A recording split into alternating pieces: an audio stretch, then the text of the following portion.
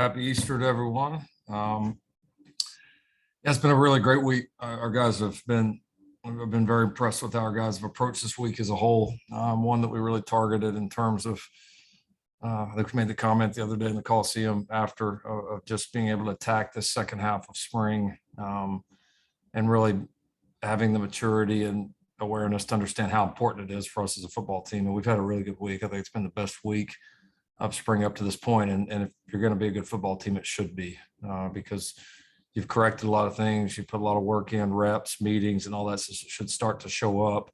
And it is. The guys are really improving. And there's also the combination of you got to continue each and every day to get out there and be ready to bring energy, to be physical, to bring great effort. Our guys have certainly not slowing down at all as practice has went on, as spring has went on. In fact, it's gotten better and better. So proud of how we're handling it. Really looking forward to next week. We'll get a good hard practice on Tuesday. We'll get our final non-padded practice on Thursday, and then very much looking forward to our first spring game here. And that should be a great day, a beautiful day on Saturday. To be in the Coliseum with fans in there for the first time, first chance to see this team. A lot of these guys, I think it should be a great day. I think our administration I would really give them a lot of kudos for all that they've built up around this game to make it really, I think, fun and interactive for all of our fans. And we look forward to seeing everybody out there on Saturday. Thank you, Coach. We'll start with Ryan Young. For the spring game next week, Lincoln, what's the format going to be? We'll announce it here pretty soon. Going to kind of wait and make sure some things on the roster hold pat. That's always if you ever have a limiting factor, that's typically it. But I can tell you this: it's not going to be a game of tag. We're going to play football. So like we have every single day. So it'll be fun. We're going to try to keep it pretty fast paced. We'll play a half of football. Still looking at a couple of options about how we divide the teams and scoring and all of that, but we're going to make it fun, fast paced for the fans. I know we've got a lot of things planned in between. So yeah, it should be a great day.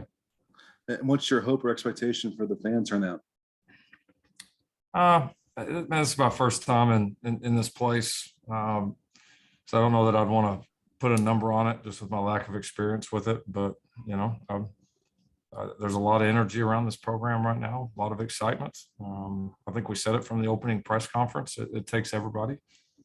These guys have really been working hard, and I think it would, and they've really had an extremely positive spring. And with that, all the momentum of the program, I know it'd mean a lot to our guys to have a great crowd, energetic crowd, and that's what we expect. Just like they expect great things out of us.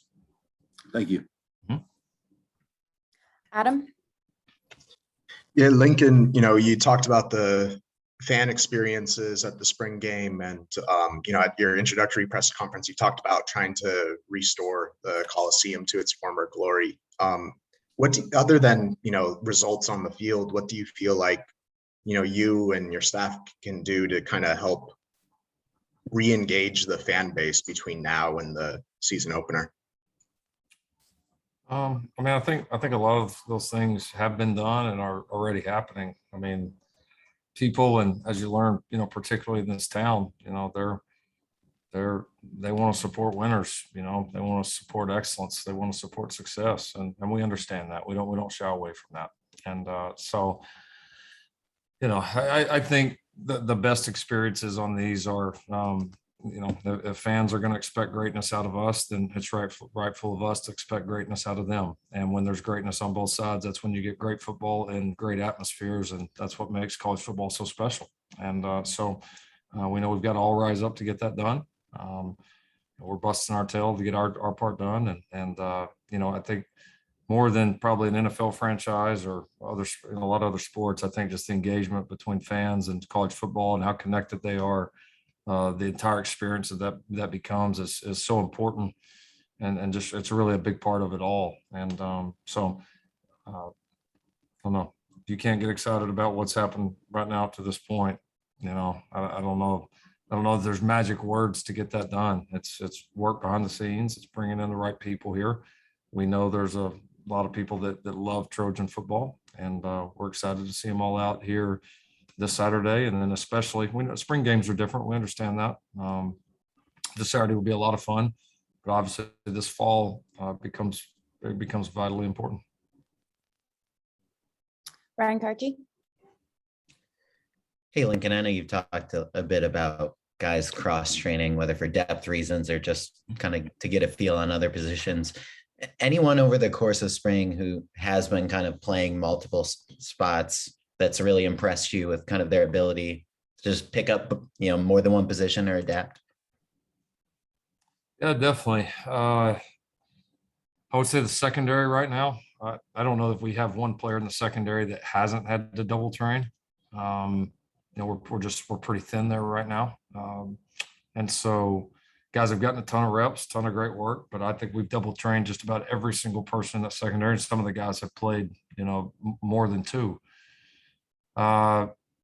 Tule's ability to play inside and outside, is you note that pretty quick defensively. He's got a really nice feel for it. Earl Barquette's been able to do the same thing inside and outside. Offensively, I would say Justin Dedich being able to work a couple of different positions on the offensive line and do it pretty seamlessly. A couple of our receivers have been able to do the same. I think, Bynum and Taj Washington, Gary, Mario, Kyron, a handful of those guys have done a nice job transitioning between both. So, that's a benefit for the guys that are here right now in this roster. We went through spring with 60 healthy scholarship players. And when you do that, when your numbers are that low, it creates an opportunity for these guys all to get so many reps. Because honestly, it's the lowest number of scholarships I've ever went into a spring with. And I thought, well, it's going to be interesting. Do we have to adapt practice because you have less numbers compared to maybe what we've done in the past? And we have not adapted one bit. In fact, we've probably pushed even a little bit harder, just given the situation that we're in right now and what we feel like this team needs. And so the guys have gotten so many reps and have gotten a lot better quickly. So it's really, for our guys that have practiced this spring, become a huge advantage. I know at rush linebacker too, that's a spot where you have a couple new guys, and Corey just came in this week back to full practice. What have you thought just in general from that group? An exciting group. It's an exciting group. Elijah Winston has been healthy the whole way and has made some really nice strides. Been really steady. Both Romello and Corey provide a level of explosion there that's it's pretty obvious. Romello's had a really nice spring, really complete spring. Very, very difficult to block in one-on-one situations, and has really learned the defense quickly. Been proud of his progression. And then I think Corey's done a really nice job. He missed the first, close to the first half of spring, or wasn't full go, but he's been full go as of late, doing everything, has been disruptive. Had a couple nice sacks in our team period here today. So I think he's progressing nicely. It's a nice room right now. Those guys are doing a great job. Coach Manning's really done a nice job developing those guys. Mark. Hey, Coach.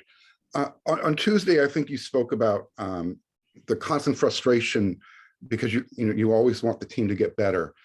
How do you, as the head coach and as the staff, how do you help the staff combat that frustration from manifesting itself during practice, so it doesn't put that undue pressure on the team? Can you talk about that? Yeah, no, it's a great question. It's something we battle every day.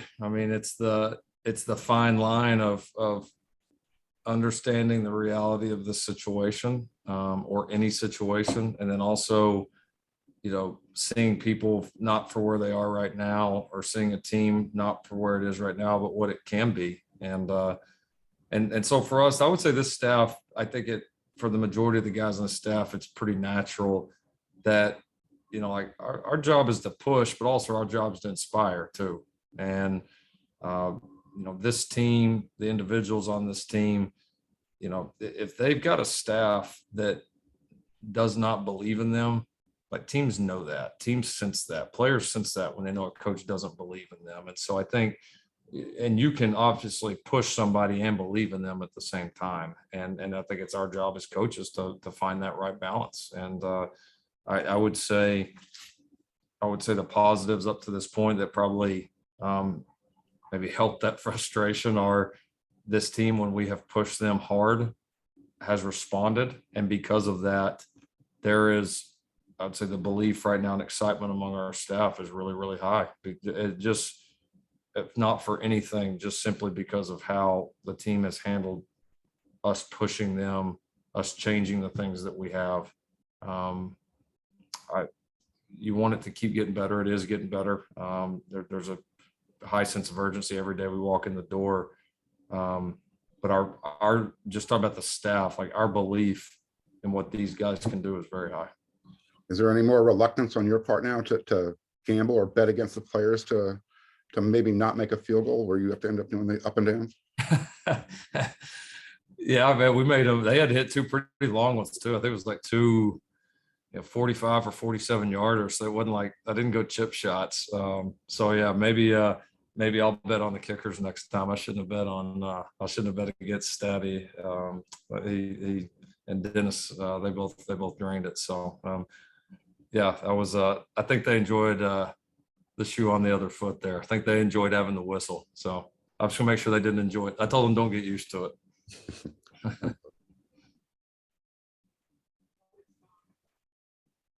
Sorry, my computer froze for a second. RJ. Hey, Lincoln. You obviously arrived with plenty of on-field knowledge about Caleb's game. I'm just curious about your impressions of Miller at this point, now that you've been on the field with him for a few weeks. I really enjoy coaching Miller. I really have. And he's one of those guys, like, to the other statement of guys that have gotten so many reps, he's like exhibit A on that. He's had 50% of the reps. And he is one of the guys that has taken full advantage. He has strung together several nice days in a row right now. He's throwing the ball extremely well mentally. He's getting more comfortable every day. He's played very efficient. He's made a lot of explosive plays. I've been extremely impressed with the way he prepares. And you could just tell, like, his confidence is really growing. And quarterback, probably as much as any, maybe quarterback and corner, they are confidence positions, man. They all of them are, but those two especially. And he is playing with a lot of confidence right now, and it's been fun to watch, fun to see the guy progress. But he is prepared hard every day. He comes in ready to go in meetings. He walks out to the field focused, and he has the difference from him. The difference in him from practice 1 to whatever we got through. We just finished 12. Maybe there's a couple other guys that have really, really improved. I would put Andrew Millick in that too. But Miller maybe has improved the most of any player on the team from 1 to 12. And then just for the group as a whole, how do you feel about the competition level between him and Caleb at this point? Yeah, it's been fun. They're both getting better. Both taking advantage of the reps. I mean, we've repped, those two guys, primarily. And I think they both handled it well. They both have had, certainly more good than bad. And I think there's a good respect and camaraderie in that room right now, which has been really cool. It's a fun room, having those guys in there,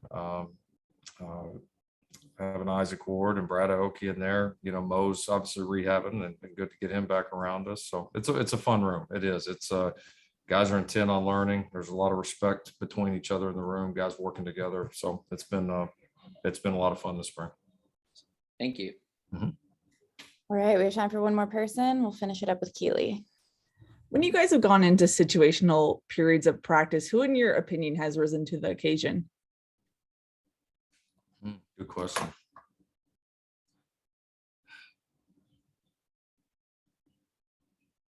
A few guys, I thought Malcolm Epps and Jude Wolf have done some really nice things. Another set of guys I would really highlight their improvement from the beginning of spring to now. Been really impressed with those two.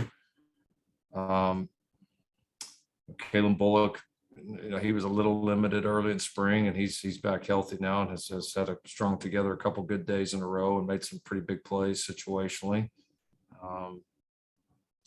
Shane Lee and Raylan both have showed up situationally quite a bit.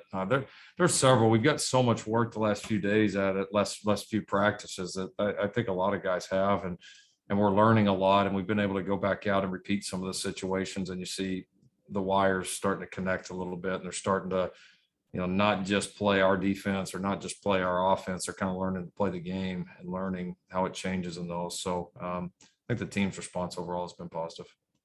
You mentioned at the top that this was the best week of practice so far. What specifically made it so good? We've maintained, if not even increased, the energy and physicality in practice, and then the quality of ball has just been better. I mean, there's less mistakes. There's more plays out there right now where the defense kind of does their job and the offense does their job, and it comes down to like the one-on-one competitive play or competitive tackle or whatever it is, and that's when it's good ball on both sides. That's typically what it looks like. So we still have plenty of mistakes. We still got plenty of work to do. I don't want to portray that work's done and we're going to cancel the last 3 practices and we'll see in September. All right, we still got some work to do, but the progress is evident. Katie, we could do a few more if they've got a few more. I got a few minutes. Okay. Yeah. Ryan Young. I know y'all caught me in a good mood today. Ryan Young. We appreciate it. Thanks, Lincoln. You got it. You have 3 pretty intriguing veteran running backs. What's the ideal outcome there? Do you want to have a clear lead back, or do you see all 3 getting involved in an equal way? What's kind of your vision for that? Oh yeah, no, they're gonna all be involved. I mean, I typically over our history is 3 or 4. I think that's a room where we would like to, then we'll target to add at least one more player in there. With our belief in running the football and all the different ways we've used those guys over the years, you hope to have 4, if not even 5, that are able to contribute and have differing roles. Yeah, I love the skill sets in the room. I mean, I do. I think Darwin Barlow's really come a long ways and had a nice spring, and then both Travis and Austin have been very impressive. Austin in particular has had a really strong week. Last week or so of practice, had a lot of big plays. Travis has been very steady. He's a very good player. You can tell just understands the game and has a great feel. So, and those guys all have pretty wide ranging skill sets. So they're all going to be a lot of fun to use, and hopefully we can beef up that room here a little bit in the coming weeks. Thank you. Mm-hmm. Brian Karchi. Thanks, Lincoln. I know you voiced your support for NIL in the past and just athletes being able to take advantage of that. In Caleb's case, obviously he has a pretty in-demand athlete in terms of NIL. How do you feel like he's sort of just balanced that new world? Well, he's a guy that's always, had some outside interests. And so, I mean, he's a football guy, but he's always, even younger, has been interested in other things as well. And so I don't say it like he's never had any outside interest or done anything outside of it. Now, all of a sudden there's all these new things. Like, he doesn't seem any different to me. I mean, he's here all the time and I think he's got some things there that he embraces, but he's been a guy, I would say, in my opinion, kind of throughout his high school career and then, last 2 years, that he's got a pretty good feel for where the line is on that stuff. And his number one goals are football related and performance related. And so I think while all that stuff is nice and he has some, obviously the opportunities that he and all of our other guys have in the city are great and absolutely take advantage of them. But I don't think for 1 second he would ever entertain anything that was going to pull away from football. And so he's got a good head on his shoulders, and I think we've got a good plan of attack for him and all of our players because best case scenario is a lot of these guys obviously have a chance to capitalize on their name, image, and likeness, but it doesn't take away one bit from the kind of football player, kind of student that they are. And it's on the player, but it's also on us as a staff to educate and put them in a situation where they can do both successfully. Thanks. And we'll wrap it up here with Greg. Thank you, Coach. Good afternoon. First of all, thank you for taking a few extra questions. Greatly appreciated.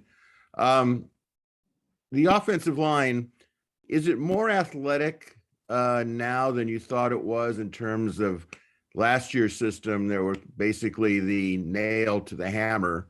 They're pulling, they're trapping.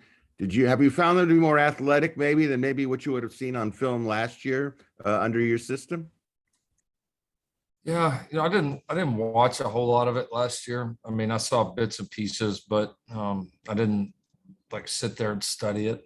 We studied a couple guys individually, and honestly, we probably spent more time, in practice watching those guys and trying to see their skill sets before the Cal game than honestly we did with film. I don't want to speak to last year. I would say this year we have a lot of capability in that room.